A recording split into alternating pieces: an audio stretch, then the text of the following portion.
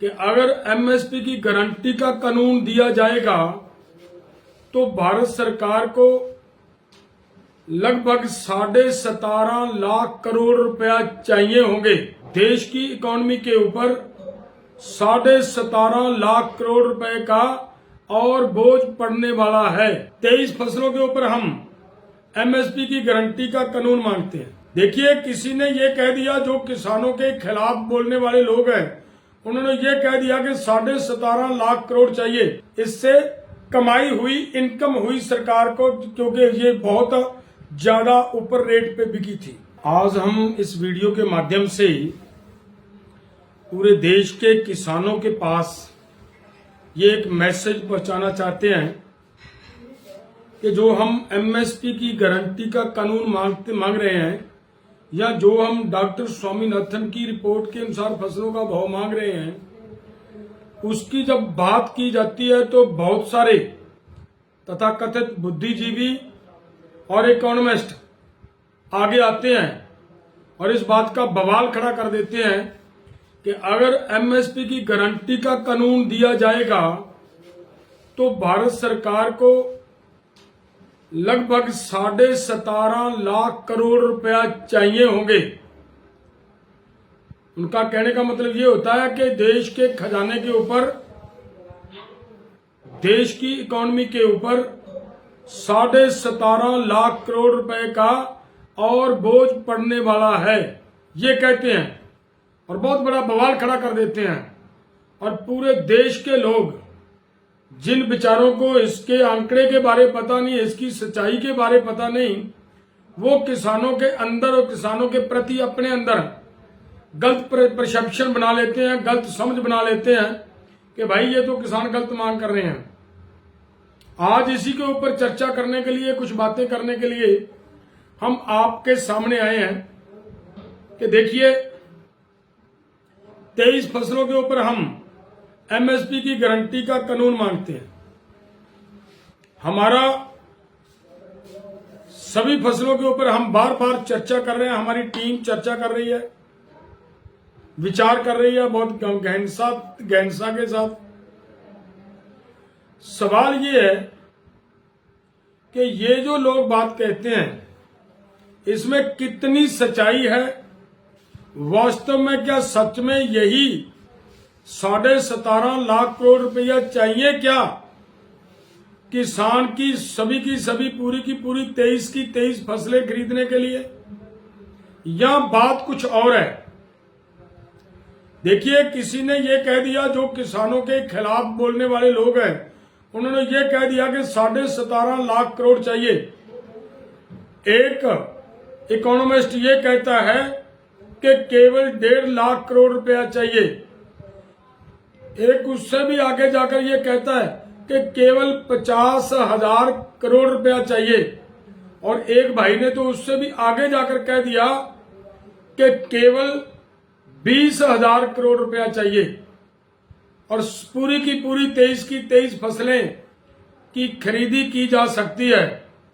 अब इस वीडियो के माध्यम से आप सब भाइयों ने हिसाब लगाना है। जो मैं बात रखूंगा आपके सामने, तो उससे आपने लेखा जोखा अपने दिमाग के अंदर लगाने का प्रयास करना है कि क्या झूठ बोला जा रहा है, सच्चाई क्या है और झूठ किस तरीके से परोसा जा रहा है।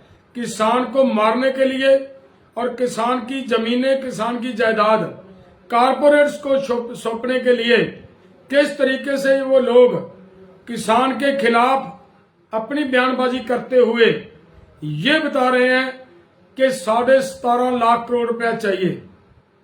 भाइयों, मैं जो आज बात करूंगा ये हमारे अपने से, हमारी कोई अपनी खुद की रिसर्च नहीं है या किसी और इकोनॉमिस्ट की कही हुई बात नहीं है। जो ये मैं बात रखने वाला हूं आपके सामने, ये हमारी ही भारत सरकार की 2022-23 की जो गेहूं की फसल खरीदी गई है, बिकी है किसानों की, सिर्फ हम गेहूं के ऊपर ही आज बात करेंगे, बाकी फसलों के ऊपर बाद में चर्चा करेंगे। देखिए, 2022-23 में गेहूं का उत्पाद कितना हुआ देश के अंदर?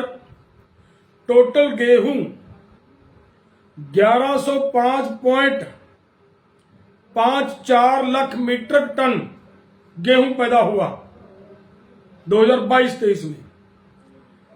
और ये जो 2022-23 में पैदा हुआ, इसकी वैल्यू कितनी बनती है? 2022-23 में कीमत कितनी थी? 2125 रुपए पर क्विंटल, ये उसकी कीमत थी। उसके हिसाब से अगर पूरी की पूरी फसल का हिसाब लगाएंगे, वैल्यू निकालेंगे, तो इसकी वैल्यू निकलेगी 2,34,927 करोड़ रुपया। मैं फिर बोल देता हूं, 2,34,927 करोड़ रुपया पूरी की पूरी देश की गेहूं जो पैदा हुई उसकी वैल्यू बनती थी।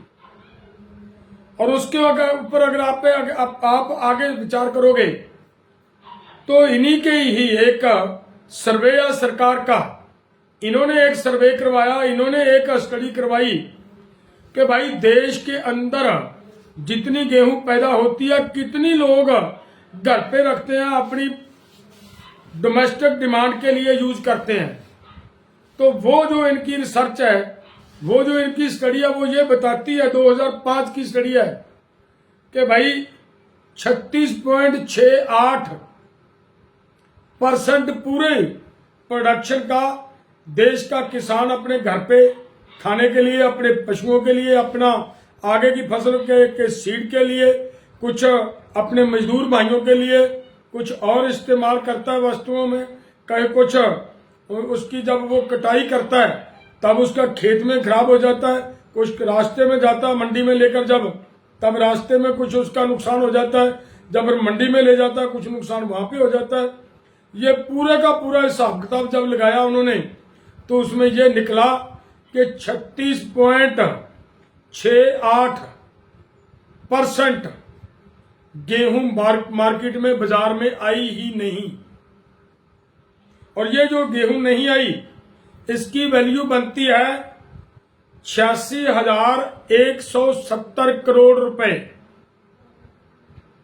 जो मार्केट में गेहूं नहीं आई, उसकी वैल्यू, उसकी कीमत बनती है 86,170 करोड़ रुपए।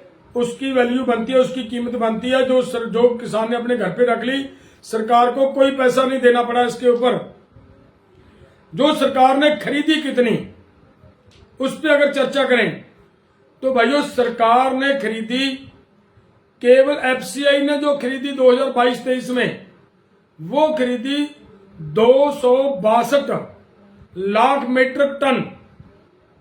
जो 262 लाख मीट्रिक टन एफसीआई ने खरीदी गई, अगर उसका वैल्यू निकालेंगे 2125 रुपए पर क्विंटल के हिसाब से, तो वो बनती है 55,675 करोड़ रुपए।